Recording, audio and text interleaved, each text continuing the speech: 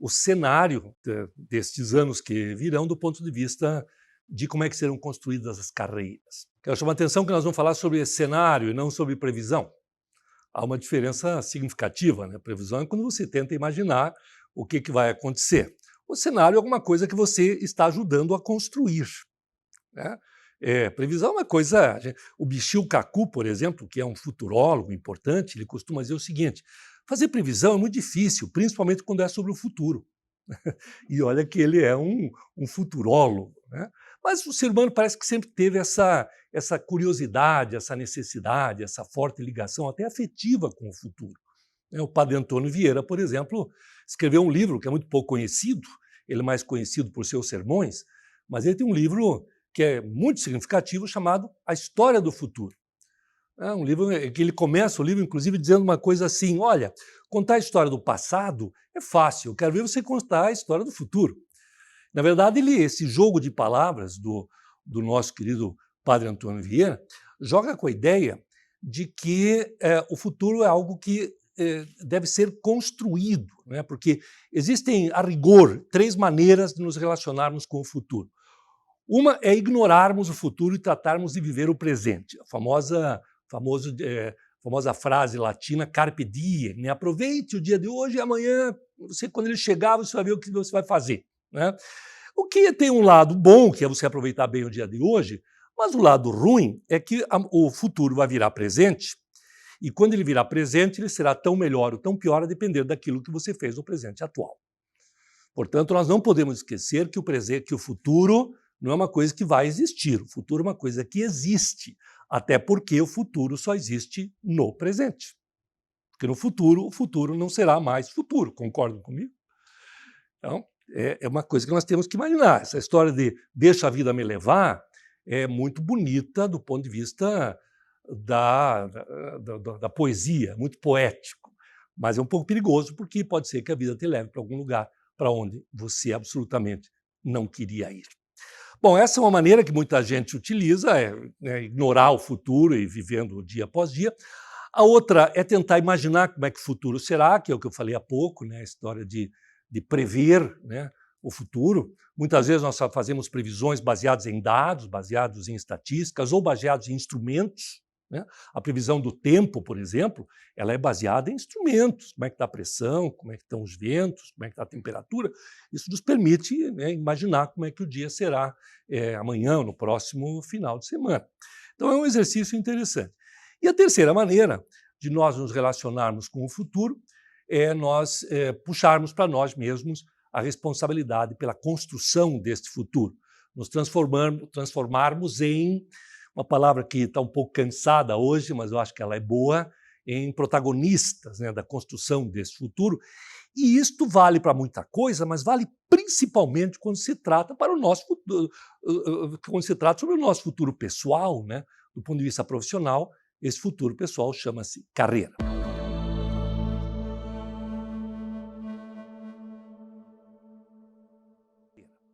Então, falar um pouco sobre carreira é significativo, sim, é importante, porque há novos elementos, né? Como nós dávamos uma aula sobre planejamento de carreira há 20 anos, há 10 anos, há 5 anos, é diferente dos elementos que a gente traz hoje, né? Esta aula é uma aula relativamente curta, então eu vou trazer apenas alguns elementos que podem ajudar quem está nos assistindo a colaborar, né, a ampliar esse seu mundo do ponto de vista da construção de uma carreira exitosa. Para esta aula, eu selecionei 7 tópicos, 7 assuntos que, como eu disse, não são um planejamento padrão, um planejamento que vai funcionar como uma espécie de receita de bolo, porque isso não existe mais, né? São 7 elementos para reflexão que devem ser considerados no momento em que nós vamos planejar uma carreira, especialmente uma carreira que tenha um propósito, né? Que tenha um significado maior, que não seja apenas do ponto de vista financeiro, profissional, financeiro e assim por diante. Muito bem. Então são 7 tópicos que nós vamos abordar, nenhum deles com extrema profundidade, mas profundidade suficiente para provocar em você uma reflexão sobre o assunto. O primeiro elemento que eu não posso não trazer aqui é uma recordação do que é pensamento estratégico, né? Porque, afinal, se nós estamos falando sobre carreira, sobre planejamento de carreira, entra ali o tema pensamento estratégico, que eu, de cara, já quero colocar o seguinte: pensamento estratégico é diferente de planejamento estratégico, apesar de que os dois são profundamente conectados. A diferença é que o planejamento estratégico é, digamos assim, uma ferramenta de gestão, né? Você usa algumas ferramentas para compor o planejamento estratégico. O pensamento estratégico é uma coisa da pessoa, é uma qualidade humana, né? É a capacidade que a pessoa tem de estabelecer conexões temporais. Se você me pedisse uma definição, eu diria, olha, pensar estrategicamente é conciliar, eu fiz um intervalo porque este verbo é importante, conciliar, né, significa criar uma harmonia, né, provocar uma aproximação entre duas partes, fazer uma conciliação entre duas partes. E estas duas partes, neste caso, são o presente e o futuro. Então, pensar estrategicamente é conciliar a realidade presente com o futuro desejado. Então, de cara já salta aos olhos aqui que são duas as responsabilidades principais.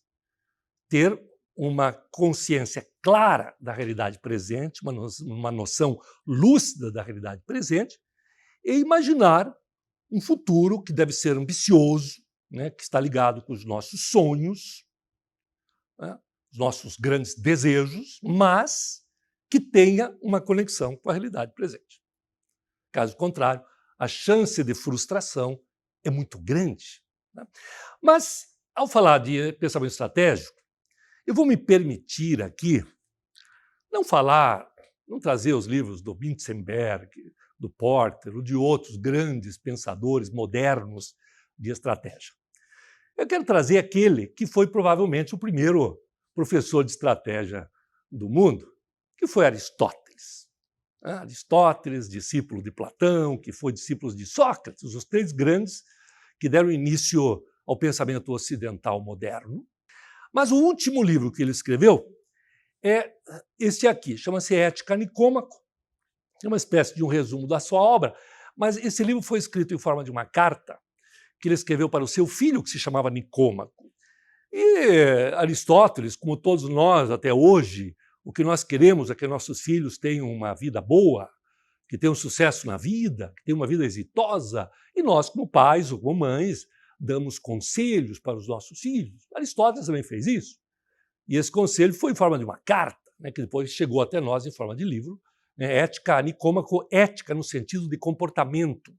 O comportamento que ele queria que seu filho tivesse para ter sucesso na vida. Sendo que na época, né, nós estamos falando do século V a.C., na época não havia a palavra sucesso, ou pelo menos não como nós usamos hoje. Na época a palavra que mais se aproximava era a palavra virtude. Vejam que interessante isso. Virtude, quer dizer, ter sucesso na vida seria, na visão de Aristóteles, construir uma vida virtuosa. Que tem a ver com ética, que tem a ver com moral, que tem a ver com bondade, que tem a ver com beleza, uma série de coisas.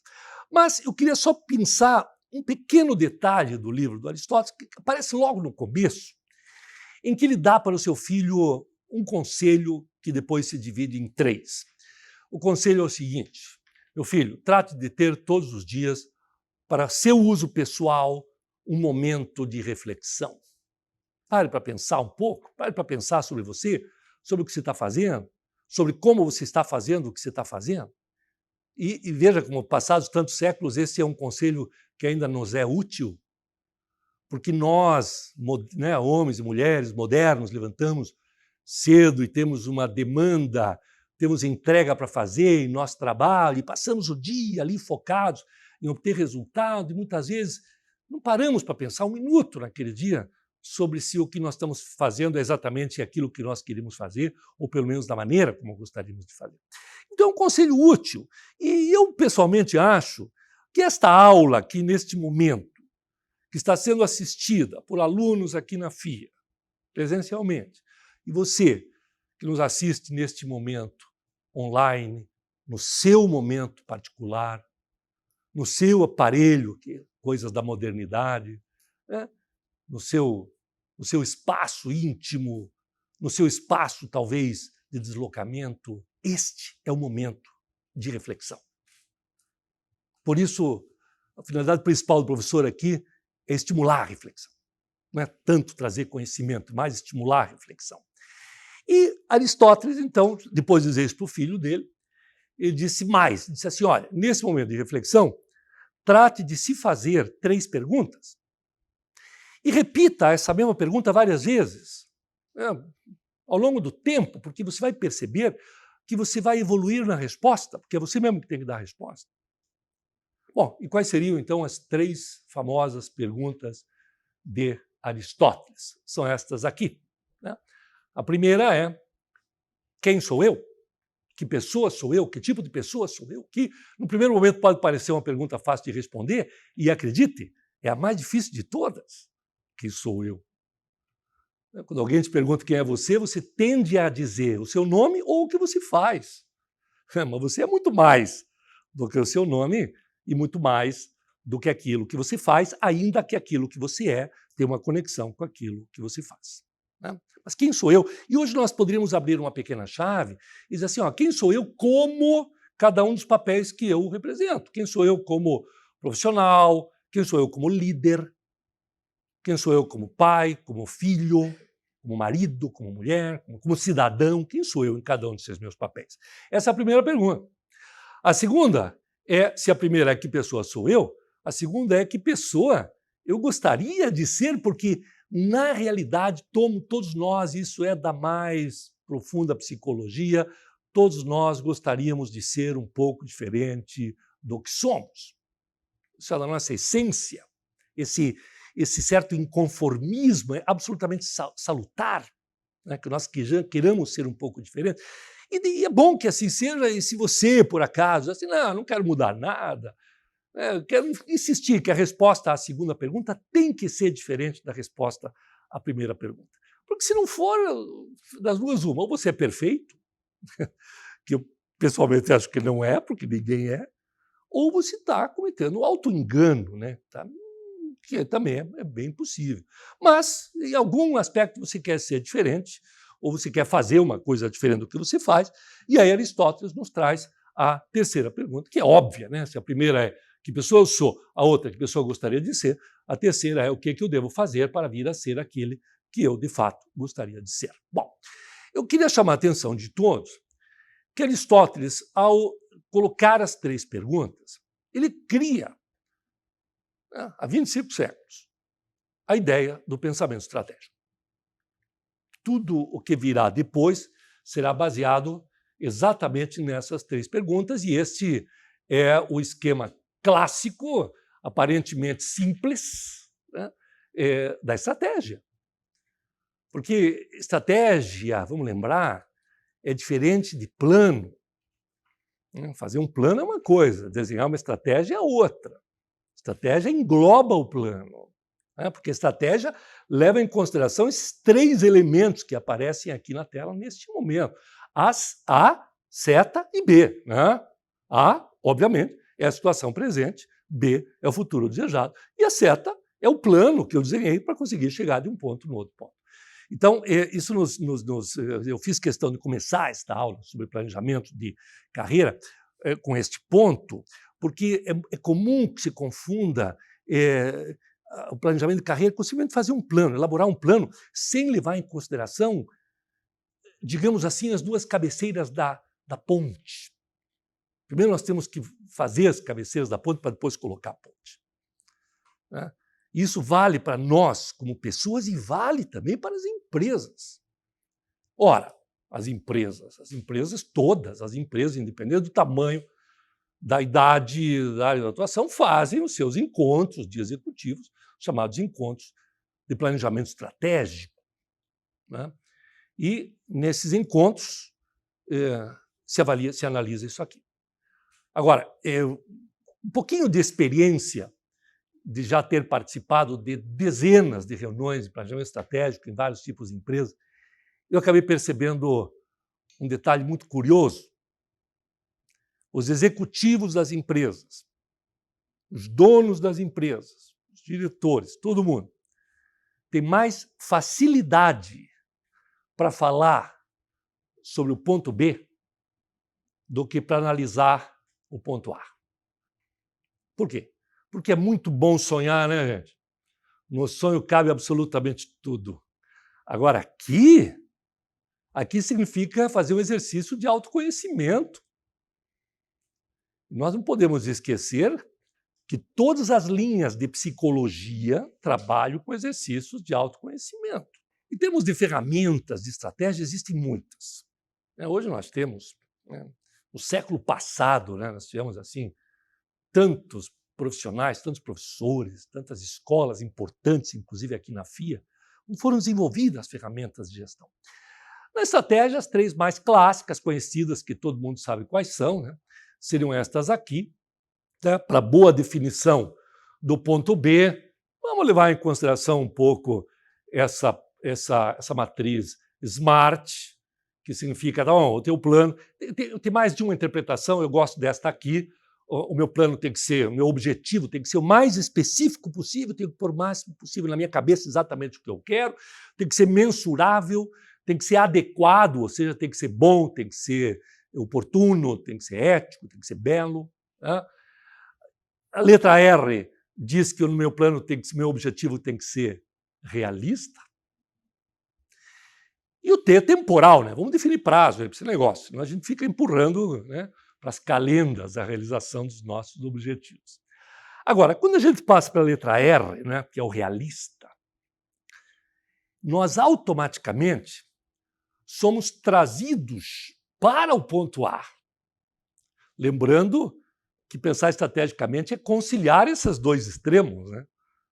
Então, eu tenho um projeto de vida aqui, absolutamente maravilhoso, mas eu tenho que perguntar para o A se isso é possível. Ou o que eu tenho que mexer aqui para conseguir chegar lá? Sei lá, eu tenho uma história pessoal, todos nós temos. Eu fui e ainda sou mais ou menos jogador de tênis. Eu jogo tênis, gosto de jogar tênis. E eu tenho um sonho, que é participar de uma final Master em Wimbledon. Não é um belo sonho? Vocês não acham que é um belo sonho? Você que está me ouvindo, não acha um belo sonho? Ok. Se você me assistir jogando tênis hoje, você vai dizer o seguinte: Eugênio, vem aqui. Posso dizer uma coisa, que nem aquela propaganda? Eu acho que isso não é exatamente um sonho. Eu acho que é um delírio. Que delírio, aquele sonho impossível.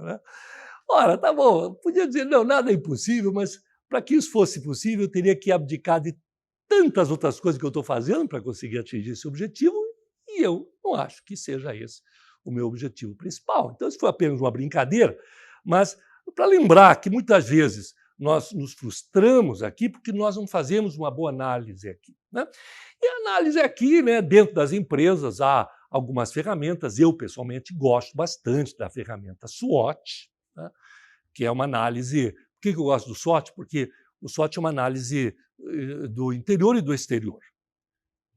Do que nós temos aqui dentro da empresa, de forças e fraquezas, de virtudes e de desvantagens, e o que tem ali fora, ali no mercado, o que está acontecendo ali, quais são as oportunidades que eu tenho e quais são as ameaças. Então, o negócio é o seguinte: qualquer projeto que você se coloque vai dar certo se você tiver o chamado quadrante superior direito, ou seja, se neste momento da conjuntura houver mais oportunidades que ameaças, e se você for também mais forte do que fraco.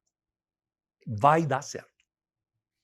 Agora, se há mais oportunidades que ameaças e você é mais fraco que forte, fortaleça-se antes de se lançar. Veja o que você tem que fazer. Qual é a atualização que você tem que fazer? Qual é o upgrade que você tem que fazer para poder, então, aproveitar aquela oportunidade? Se há mais ameaças que oportunidades, mas você é forte, menos mal. Continue, mas continue com mais cautela, porque ali fora tem algum problema, ou econômico, ou político, ou de concorrência, sei lá, ou de clima, dependendo da área. E se você tem, nesse momento, no cenário, mais ameaças que oportunidades e você é mais fraco do que forte, o conselho que se dá é fuja. Não se meta, não vai dar certo, né? Você vai ter que mexer muita coisa para conseguir dar certo. Bom, isso é um exercício, como eu disse, o SWOT é um bom exercício dentro do planejamento estratégico, né? E eu vejo assim que muitas vezes as empresas realizam isso e realizam até bem feito. Às vezes não, é porque o principal erro que se comete no desenho de uma matriz SWOT é errar de lista, né?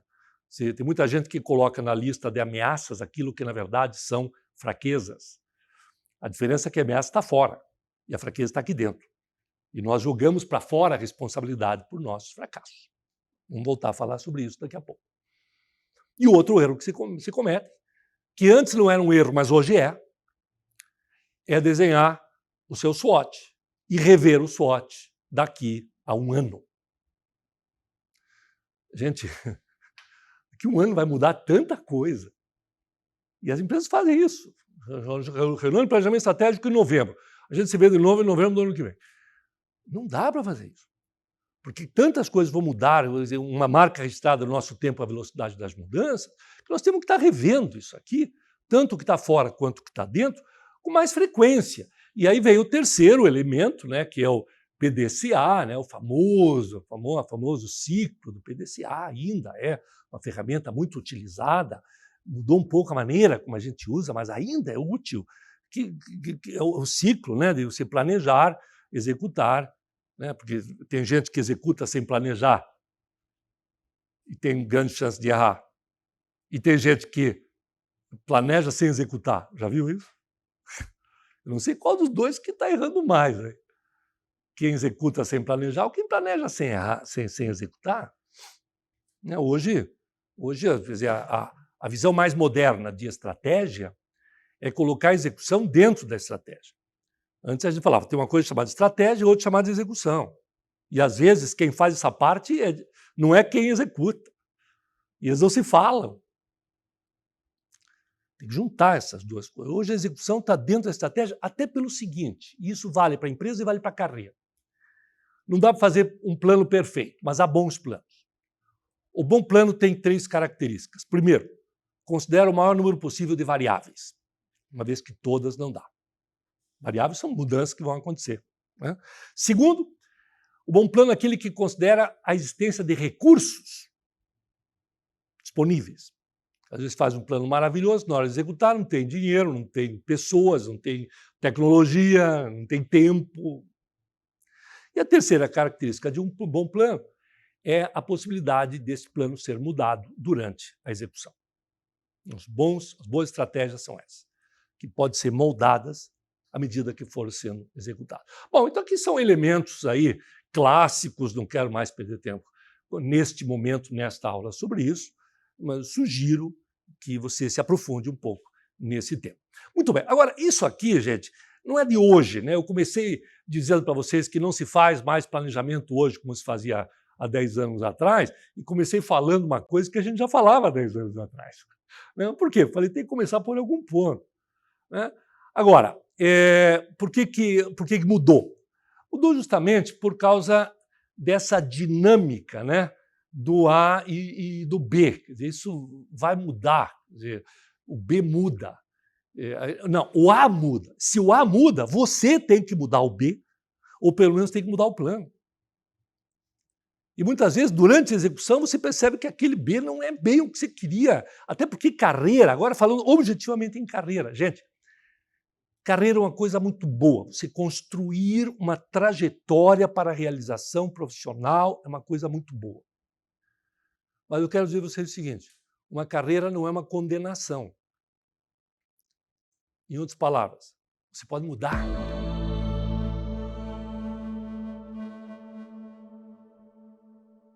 Então as mudanças, de fato, vão acontecer e acontecem porque nós estamos em um mundo em transformação e eu diria aqui em um futuro em transformação. Está tudo mudando, inclusive o futuro. Curioso isso. Tem uma frase que eu não conheço o autor, que diz o seguinte, nós, neste século XXI, já indo para a terceira década do século XXI, nós não estamos em um tempo de muitas mudanças apenas. Nós estamos numa mudança de tempo. Mudança de tempo é quando alguma coisa meio que radical assim acontece, que de certa forma muda tudo. Esse é o tempo que nós estamos vivendo.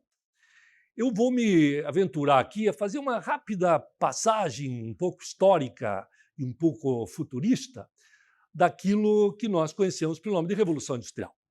Né? Revolução Industrial. O que é uma Revolução Industrial? É uma coisa que acontece dentro da indústria? Por que a Revolução Industrial é tão importante? Gente, não é só na indústria. Na realidade, os historiadores chamam de Revolução Industrial um período da história de grandes transformações. E essas transformações provocadas, primeiro, pelo surgimento de uma nova tecnologia, que a gente pode chamar de tecnologia disruptiva, né, que não foi uma evolução, né, foi uma mudança radical. Segundo, uma mudança de uma área da atividade, né, de um setor da indústria. Já vou dar alguns exemplos. Só que essa tecnologia é tão disruptiva que provoca uma mudança tão grande nesta área de atividade que acaba provocando um impacto na sociedade como um todo. Né? Todas as pessoas acabam sendo impactadas, tocadas por este fenômeno, e isso acaba influenciando a maneira de viver. As pessoas passam a viver de maneira diferente do que viviam antes, em todos os seus aspectos. Isso aqui também é clássico, né? Quer dizer, as três revoluções industriais, a do século XVIII, a do século XIX e do século XX, simplificando. E a evolução foi imensa do computador e, evidentemente, mudou a maneira como nós vivemos. Né? Porque do computador vieram as seguintes coisas. Veio a automação, você pode imaginar o que é automação bancária. Né? Hoje, no começo do século, um banco tinha 25 funcionários, hoje tem 8, 6. Por quê? Porque não se tornou menos produtivo, ao contrário, mais produtivo, porque aumentou a eficiência. Né? A automação industrial, os braços mecânicos e, coroando esta revolução industrial do século XX, surge um fenômeno maravilhoso chamado internet, que permite que você esteja me assistindo agora, onde você estiver. Mas, gente, tudo isso é a terceira revolução industrial. E nós estamos na quarta. Né? E hoje, como eu disse, nós estamos na quarta revolução industrial. Isso recomendo a todos a leitura deste livro, A Quarta Revolução Industrial, do Klaus Schwab. Klaus Schwab, economista alemão, que criou o World Economic Forum, né, o Fórum Econômico Mundial, que acontece uma vez por ano na estação de esqui de Davos, lá na Suíça. Mas uma coisa que talvez você não saiba é que esses encontros do World Economic Forum acontecem todos os meses, inclusive uma vez por ano em São Paulo. O de Davos é apenas o mais badalado, o mais famoso, né? Porque ali vão estadistas, vão grandes líderes empresariais, artistas, tem mais visibilidade. E ele, baseado nas discussões que ele ali ouviu, ele foi capturando os dados e tal, e escreveu, então, o Quarta Revolução Industrial, que é um livro que tem, inclusive, ali uma lista de qualidades que se imagina que serão necessárias de serem desenvolvidas pelos profissionais desse futuro que está vindo aí, né? Desse 2025. Né? Dois saltam os olhos, duas qualidades sugeridas aqui saltam aos olhos. Primeiro, capacidade de lidar com problemas complexos. Sempre foi, mas agora é mais. Só lembrando os 4 tipos de problemas, né? Problema simples, né? Complicado, complexo e caótico. Né? Simples é aquele que você tem um problema e tem uma solução e pronto, acabou. É relação causal direta. Estou com fome, tenho que comer. Como resolvo o problema? Isso é um problema simples. Infelizmente, a maior parte dos nossos problemas são assim na nossa vida. Ele vira complicado quando entre esses dois extremos tem alguma coisa no meio. Né? Por exemplo, estou com fome, vou na geladeira, abro a geladeira e não tem nada lá para comer. Eu vou ter que, antes de saciar a minha fome, resolver isso aqui. Ou tenho que ir no supermercado, ou tenho que ir a um restaurante, ou tenho que pedir um delivery. Interessante, né? Vocês viram o que eu fiz? Né? Eu falei assim, eu tenho que pedir um delivery. Só que eu estava levando a mão para cá, daí me lembrei que ele não pede mais assim, né? Pede assim. São os vícios, né? De comportamento que tem que ser mudado. Então tem alguma coisa no meio. Eu tenho um carro que está estragado, eu sei que o carro está estragado, sei que o carro tem que ser consertado, mas eu não sei consertar o carro. Então eu tenho que achar alguém que sabe consertar, chamar o guincho. Então tem uma complicação ali no meio, mas eu chego na solução. Esse é um problema complicado. Todos nós temos no nosso dia a dia também. O chamado problema complexo, ele tem de diferente o fato de que um problema vai receber uma solução, mas esta solução, ao ser implantada, gera outros problemas. Né? E hoje, quase tudo que nós lidamos do ponto de vista profissional é isso. Tá bom, então eu tenho um problema aqui, eu tenho que, sei lá, quebrou um computador, eu tenho que comprar um computador novo. Mas esse computador novo significa que eu preciso ter dinheiro para isso. Eu colocar dinheiro no computador, eu vou deixar de colocar dinheiro em outra área da minha empresa. Você percebe que um problema, ao ser solucionado, gera outros problemas? Então, lidar com essa complexidade é uma qualidade desejada hoje para os novos profissionais. Né? Simplificar, fala-se muito em simplificar a vida. O que eu faço para ter uma vida mais simples? Bom, primeiro, saber lidar com um problema complexo. Mas tem um detalhe a mais que eu quero levantar aqui, que é o seguinte, nós estamos aqui nessa bela sede da FIA com vistas para um dos rios que passa pelo meio de São Paulo, que é o Rio Pinheiros.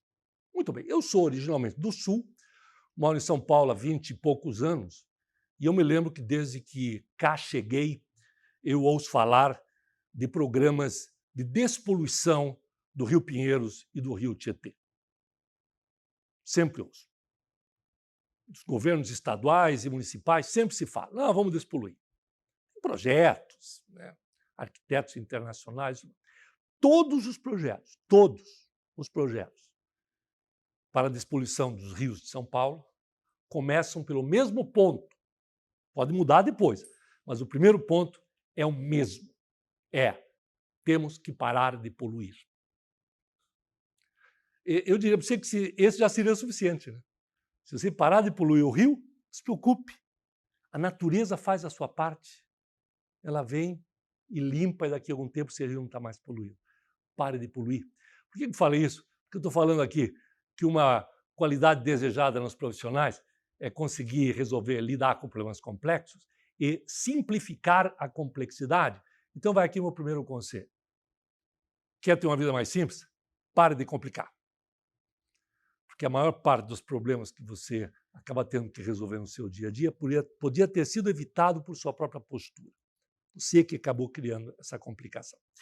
E a segunda qualidade significativa, né, que está nesse livro, primeiro, saber lidar com o problema complexo, conviver com isso e simplificar.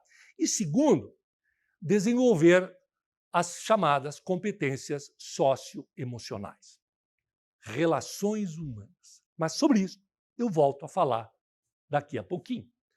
Então o livro do Klaus Schwab nos chama atenção para o fato de que nós, essa chamada quarta revolução industrial, assim como a máquina a vapor, o motor a combustão e o computador, hoje nós temos uma coisa chamada mundo digital.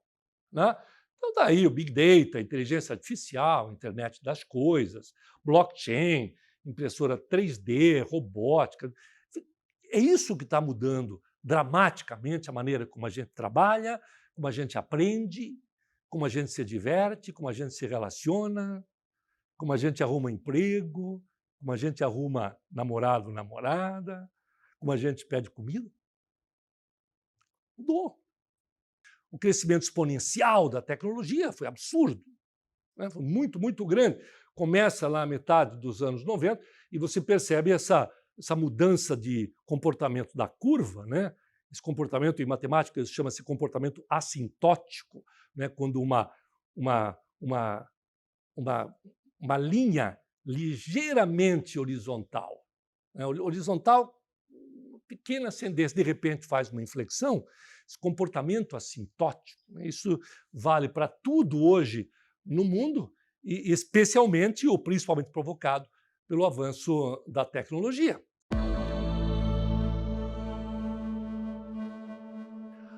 Aí eu passo para o terceiro tópico, terceiro item. Eu sempre começo citando alguém, um livro que eu recomendo, inclusive, que se leia. E esse terceiro item aqui, o terceiro tópico, os tempos singulares, né? Tempos singulares, tempos especiais, e eu tirei a expressão tempos singulares da ideia da singularity timeline, né? Singularidade seria uma transformação radical, né? Quando alguma coisa muito nova vai mudar radicalmente a nossa vida. Aí surgiu a expressão singularidade, hoje existem universidades com esse nome, existem institutos, enfim, fala-se muito em singularidade.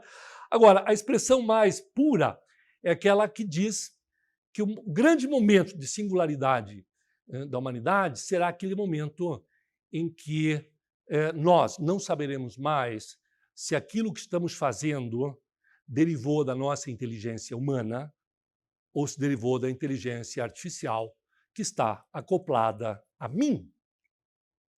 Hoje a inteligência artificial já está acoplada a mim. Cada vez que você sai de casa e você liga o seu GPS no seu celular, você está transferindo para a inteligência artificial não o seu destino, mas a maneira como você vai chegar lá. Tá? Então, basicamente, é isso. Quer dizer, tem um momento aqui, que dizem os autores, eu sinceramente não confesso minha ignorância, não sei como é que chegou a esse cálculo, que seria até 2043. Que vai ser um momento, um grande momento de singularidade.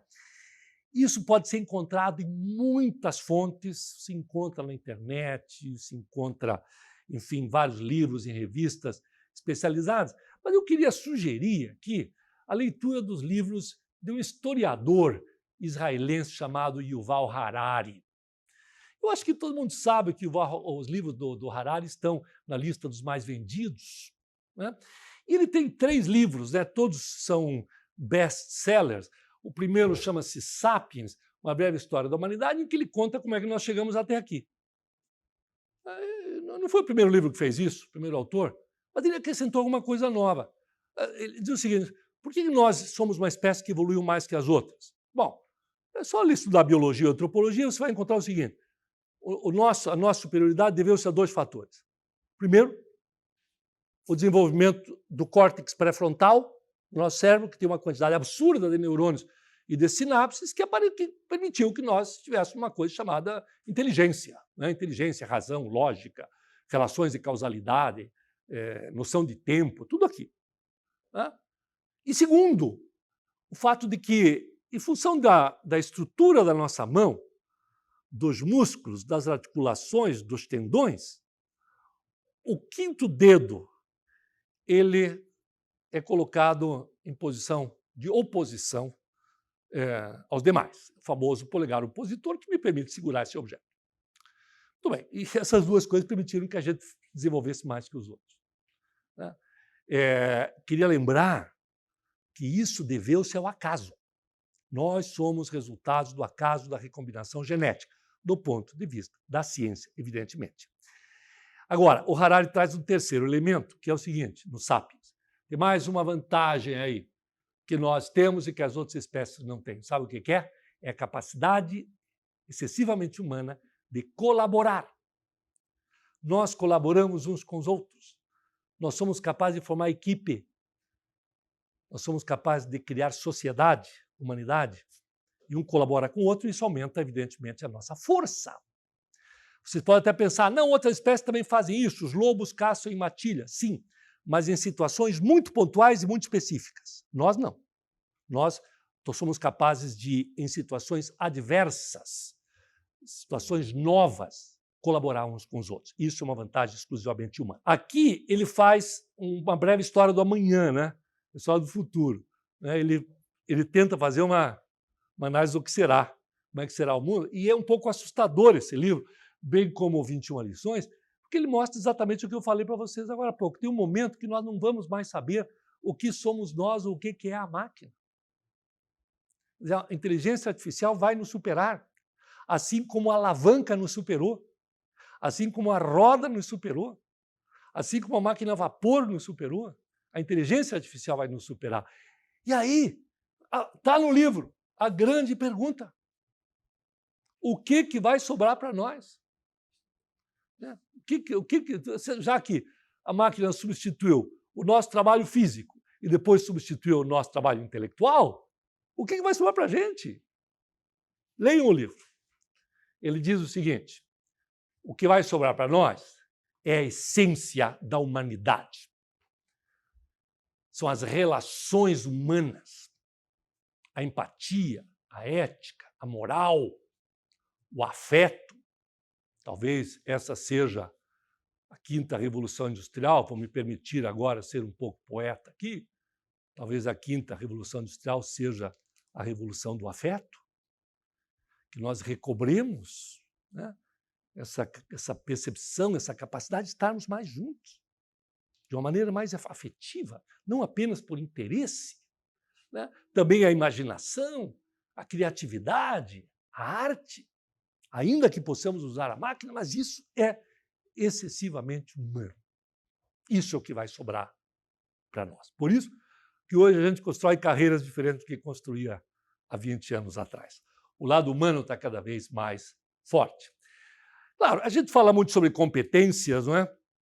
Até porque todo o programa de educação continuada, seja presencial, seja online, que é a grande tendência, educação corporativa, enfim, ela é baseada no desenvolvimento de competências.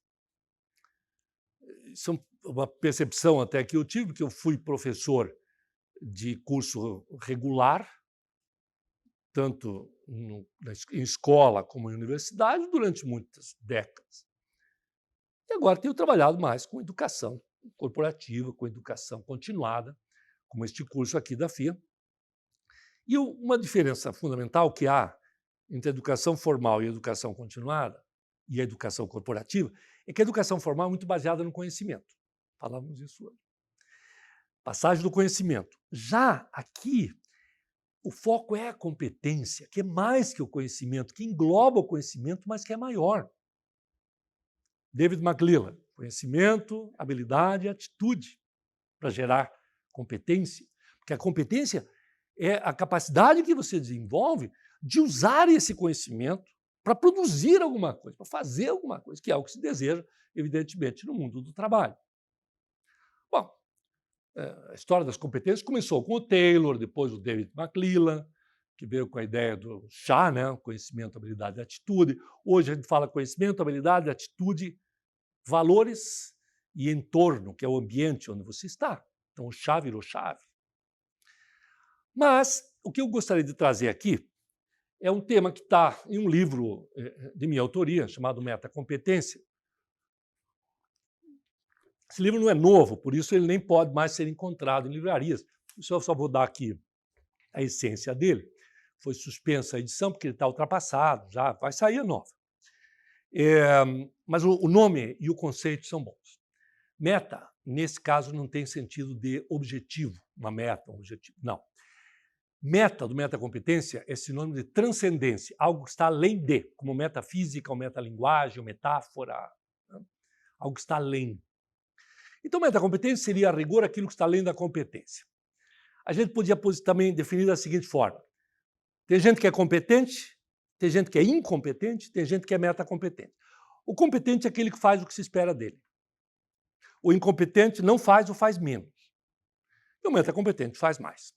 De alguma forma, ele surpreende o seu cliente, né? Qual dos três você acha que está se dando melhor aí na sua carreira, no mercado de trabalho? Então, nós temos que buscar a metacompetência. E isso não é achismo, isso é derivado de estudos que buscaram entender por que algumas pessoas têm mais êxito naquilo que se propõem a fazer do que outras. E o que se concluiu foi o seguinte, que o êxito está muito ligado à tua capacidade de desenvolver não mais de uma competência, mas mais de um tipo de competência. São 4 os tipos, né? São 4 as categorias, que é isso aqui. Quer dizer, qualquer coisa que você vai fazer depende, primeiro, de você ter domínio técnico. É muito raro que tenha um trabalho que não tenha embutido um domínio técnico. O professor tem que saber a matéria. Não é? O médico tem que saber fazer diagnóstico e tratamento, o mecânico tem que saber usar a ferramenta, o advogado tem que conhecer as leis, o cozinheiro tem que saber, né, o tempo de cozimento, como temperar. Isso é conhecimento técnico. E as escolas de formação, a universidade, de um modo geral, é muito focada em desenvolvimento de competências técnicas. O médico estuda pelo menos 10 anos para desenvolver 2 competências técnicas, que é diagnóstico e tratamento.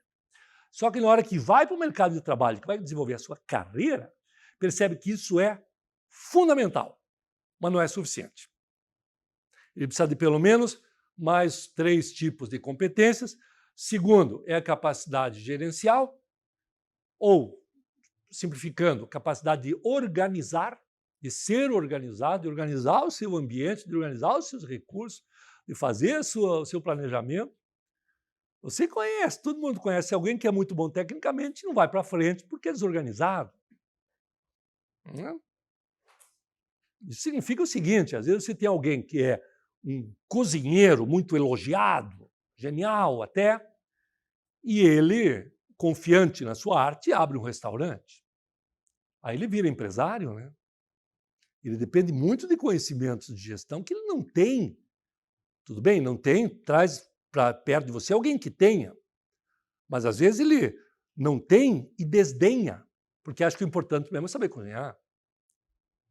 A cabeleireira elogiada pelas clientes abre o seu próprio salão e não vai para frente. Por quê? Porque falta ali esse tipo de competência, capacidade gerencial. Então, não adianta saber, tem que saber e se organizar.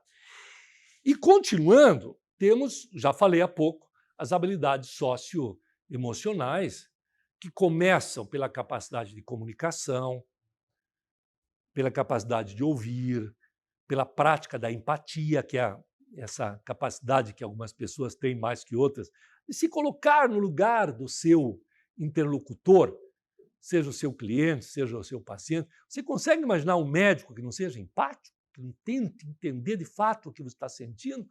Ou um arquiteto que, na hora que você o contrata, ele faz um projeto que é o projeto aonde ele gostaria de viver e não você?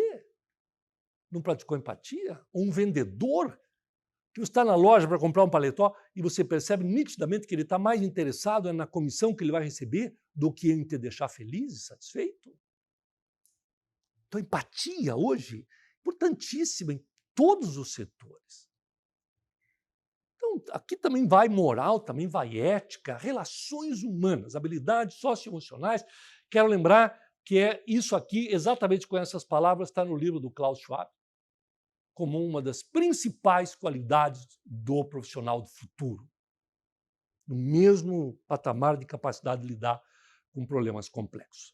E ainda colocamos aqui um quarto, que é o tal do pacto com a excelência, e eu coloco aqui uma paleta de pintor como símbolo, porque o pacto com a excelência tem sim algo a ver com esse estado da arte. Tudo pode ter estado da arte. Os americanos usam muito essa expressão, state of art. É quando você atinge um determinado ponto, não importa no que seja, pode ser uma aula, pode ser um prato no restaurante, pode ser um motorista de táxi, ele faz alguma coisa que o diferencia, seja através de um pequeno detalhe, seja através de um elemento, de um respeito àquilo que Platão chamava de o belo. Nós somos atraídos pelo que é belo. É belo estar aqui, nesta sala de aula, por isso nós nos arrumamos, nos penteamos, por isso nós fazemos música, poesia, literatura, arquitetura, jardinagem, arte, porque nós precisamos do belo.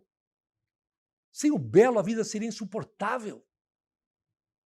Então, o estado da arte tem a ver com isso. Vamos respeitar o belo. Vamos nos preocupar com os detalhes e vamos estar também num processo permanente de evolução, né? O Pacto de Excelência tem isso. Aliás, o primeiro livro que eu citei é o livro do Aristóteles. Uma outra frase que tem no livro do Aristóteles é o seguinte: a vida de um homem, de uma mulher, né, o homem no sentido amplo, a vida de um homem se justifica pelo compromisso com a excelência. Está lá, ele falou para o filho dele. Ou seja, você só vai justificar ter existido se você fez um compromisso com a excelência.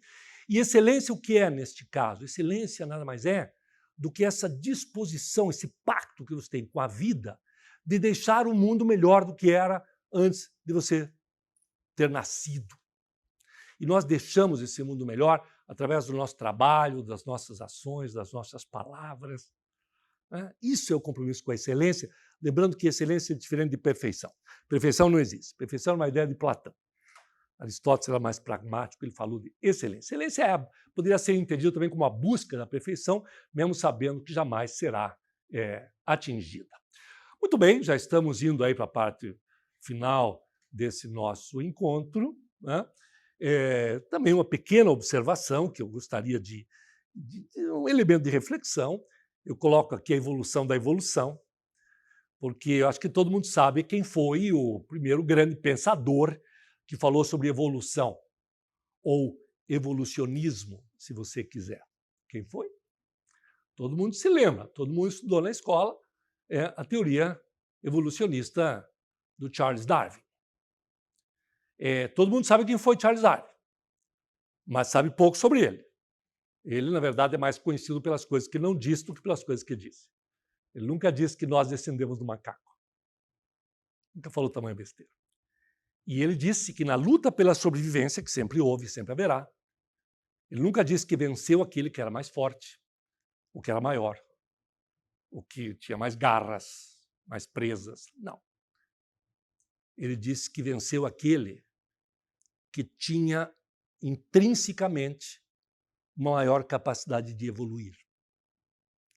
Sendo que a sobrevivência, na visão de Darwin, depende da evolução, e a evolução depende da capacidade de adaptação ao ambiente.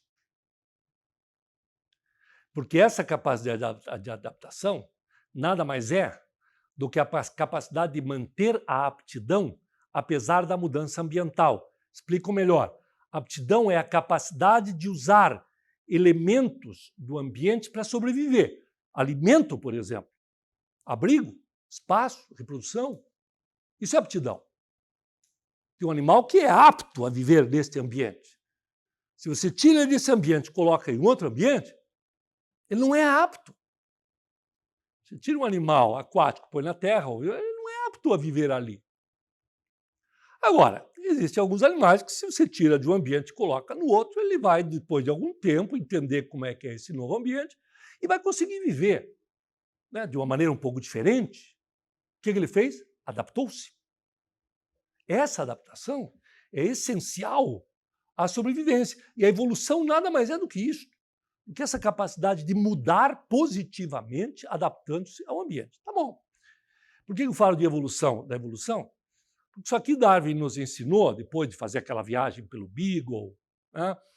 Passou aqui pelo Brasil, esteve no Rio de Janeiro, esteve na Bahia, depois foi para a Argentina, Patagônia, foi para o Chile, foi para as Ilhas Galápagos, ficou 5 anos, daí voltou para a Inglaterra, ficou mais uns 5 catalogando todo aquele material e escreveu um livro que mudou o mundo, chamado A Origem das Espécies, em que ele diz: a evolução dependeu da seleção natural. Nós não fomos feitos à imagem e semelhança de Deus, lamento dizer. Se houve vontade divina ou não, eu não sei, acho até que houve, ele era religioso, mas não foi assim no 6º dia da criação. Nós somos resultados de um longo e lento e inexorável processo de evolução baseado na seleção natural. Isso é Darwin. Agora, pegue esse conceito de Darwin e aplique-o para as nossas vidas, profissionais e empresariais. Ele nunca foi tão atual. Porque a nossa empresa é um ser vivo, é um animal que habita um ecossistema chamado mercado. E esse ecossistema muda dramaticamente. E nós estamos tendo que nos adaptar a ele. E tem gente que se adapta, tem gente que não se adapta. Aí, no caso da evolução humana, né, da sociedade, ou não da espécie humana, mas da sociedade humana, eu colocaria aqui mais uma palavra, não vai aparecer aqui, mas eu colocaria uma antes, a aptidão, antes a adaptação, que é a palavra percepção. A percepção hoje é uma qualidade humana a ser desenvolvida nas escolas. Perceba, note, esteja atento. Perceba o que está acontecendo ao seu redor. Não se aliene. O oposto do perceptivo é o alienado. É aquele que não está nem aí para as coisas que estão acontecendo na política, na economia, nas artes, na tecnologia, na ciência, nos negócios. A gente tem que saber, tem que acompanhar. Senão se corre o risco de ficar para trás, porque você não percebeu a mudança. Uma empresa que há 5 anos estava indo muito bem, obrigado, você ouve falar que de repente ela fechou, e eu poderia dar exemplos. Não é o momento, mas tantos, de empresas grandes e empresas pequenas, que há 5 anos estavam bem, de repente fecharam. Por quê? Porque alguma coisa mudou nesses 5 anos e os seus dirigentes não perceberam. Ao não perceberem, não puderam se adaptar, não evoluíram e não sobreviveram. Darwin não disse que venceu o mais forte ou maior, disse que venceu aquele que mais rapidamente se adaptou às mudanças ambientais.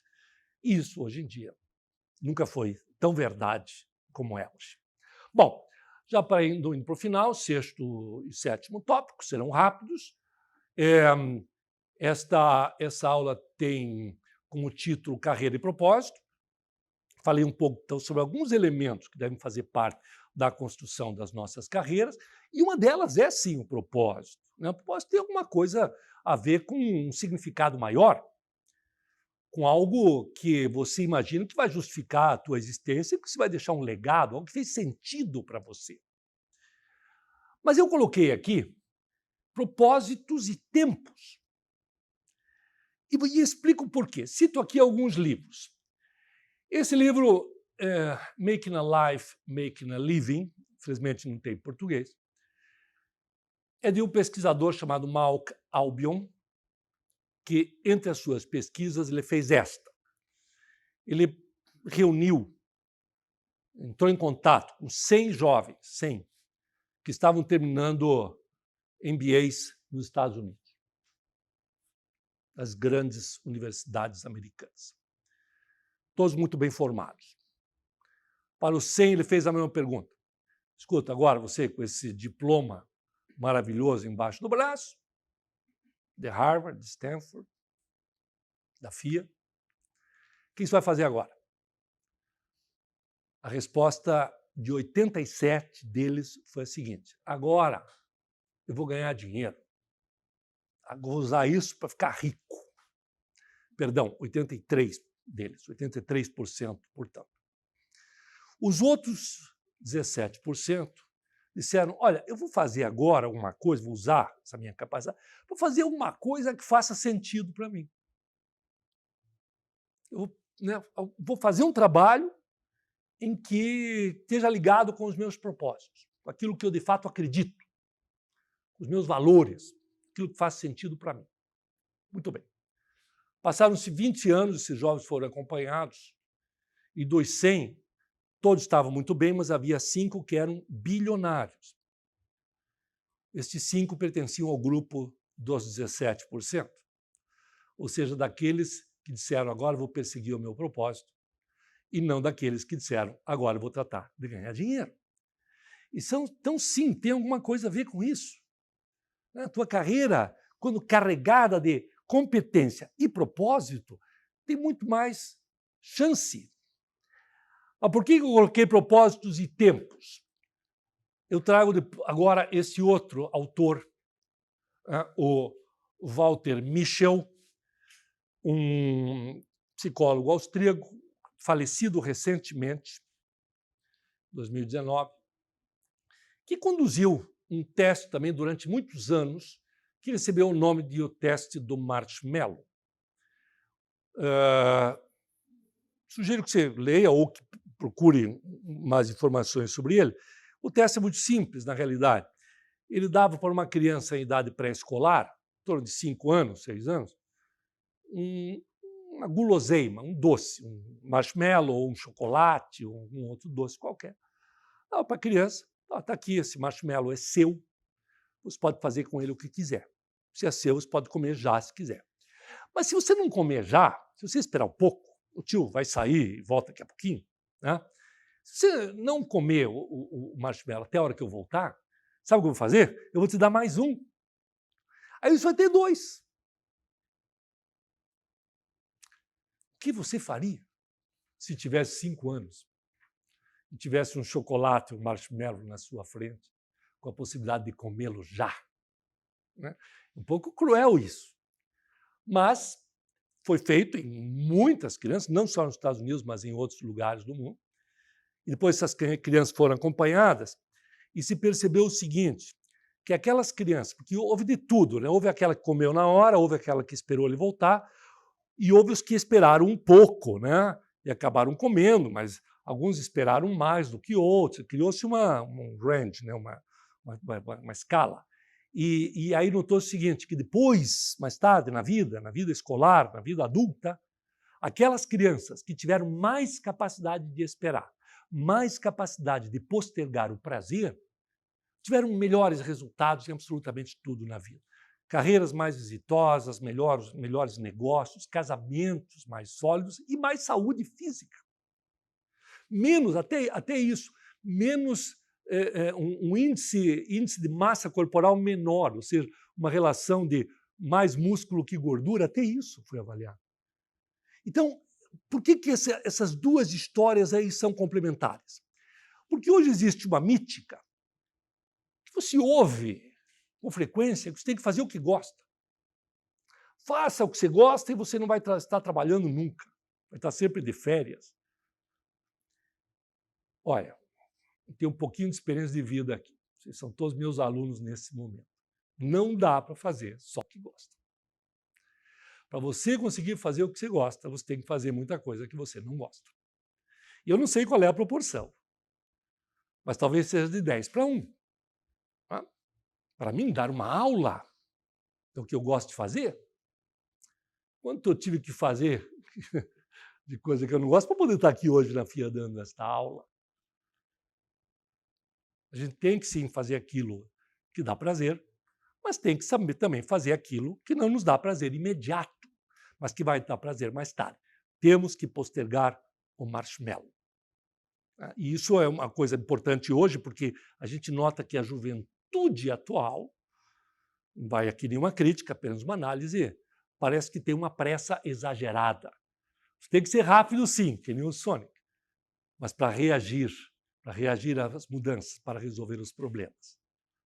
Mas calma, tem um prazo para que as coisas realmente funcionem. E aí eu trago aqui o terceiro livro dessa sequência, que é o do Malcolm Gladwell, jornalista inglês radicado nos Estados Unidos, colunista da New Yorker, escreveu Blink, Tipping Point e escreveu Outliers. Outliers, traduzindo mais ou menos, significaria fora de série, fora da curva, alguém que teve muito sucesso ou que teve muito fracasso também fora da curva.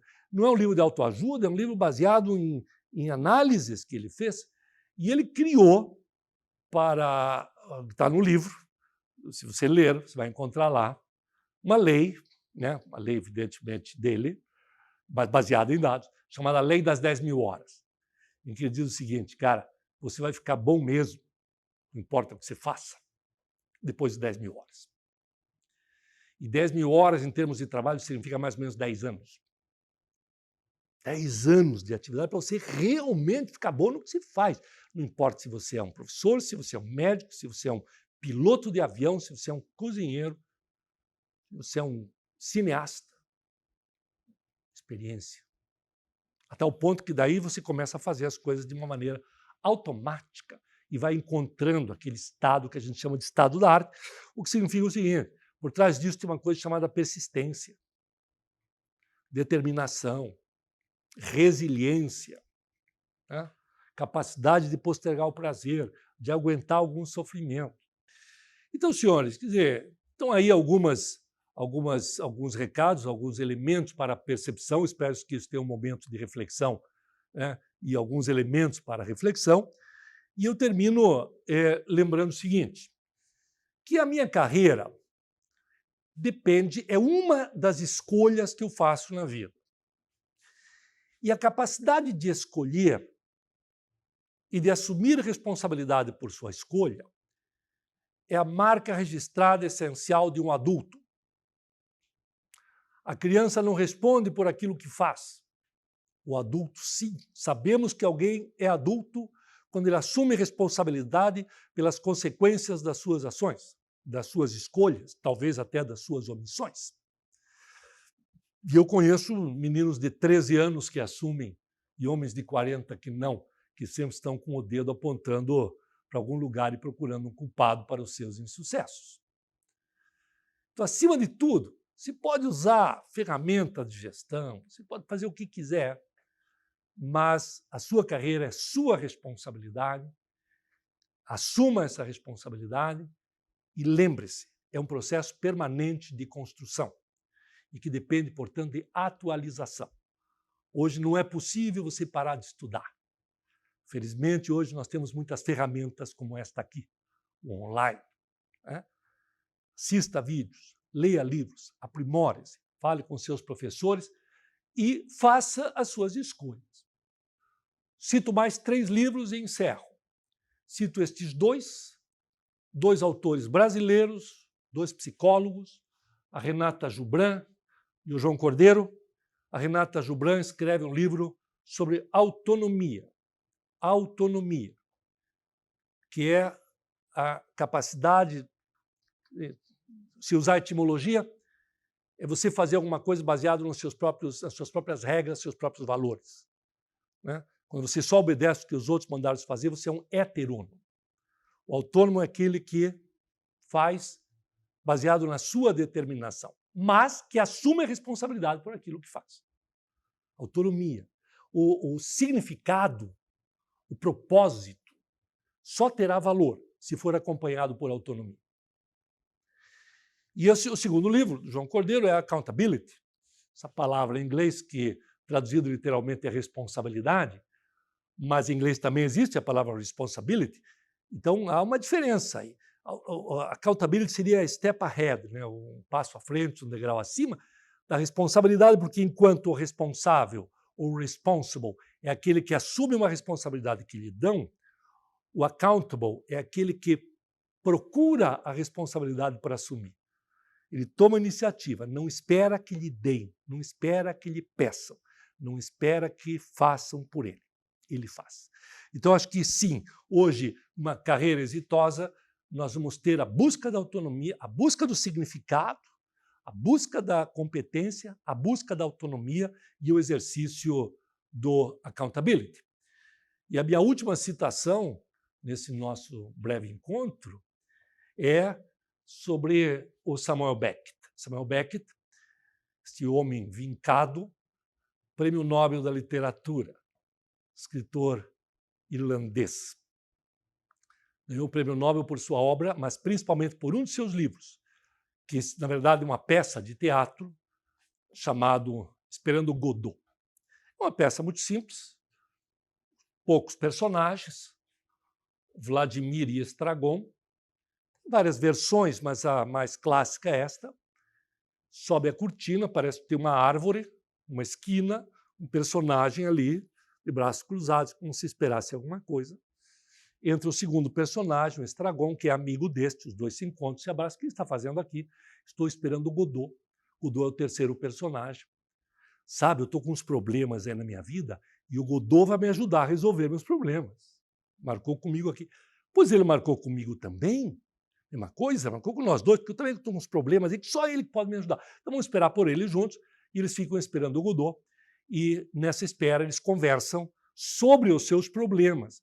E os seus problemas são sempre injustiças que sofreram, oportunidades que não tiveram, sacanagens que fizeram com eles. Ou seja, os problemas deles não foram causados por eles, foram causados por somebody else. Né?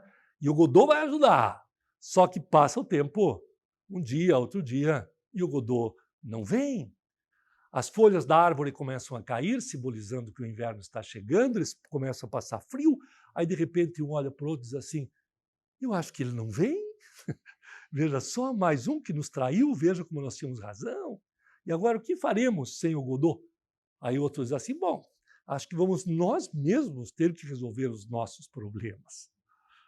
Aí outro diz assim, vamos ter que fazer isso. Aí eles se separam, se abraçam, vai um para lá, outro para cá, desce a cortina do teatro e a plateia fica olhando e se questionando. E o Godot? O Godot não virá? Não. o Samuel Beckett ganhou o Prêmio Nobel da Literatura, porque o Godot não veio, porque essa é a grande mensagem. Não dá para ficar esperando. É necessário assumir a responsabilidade. Contar, evidentemente, com as parcerias, né, com os recursos disponíveis, mas puxar para si a responsabilidade.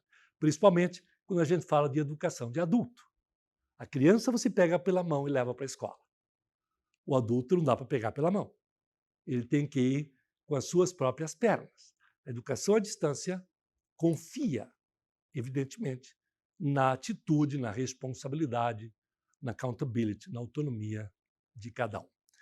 Desejo a você muito sucesso e muita felicidade na busca dos seus propósitos, na construção da sua carreira. Obrigado.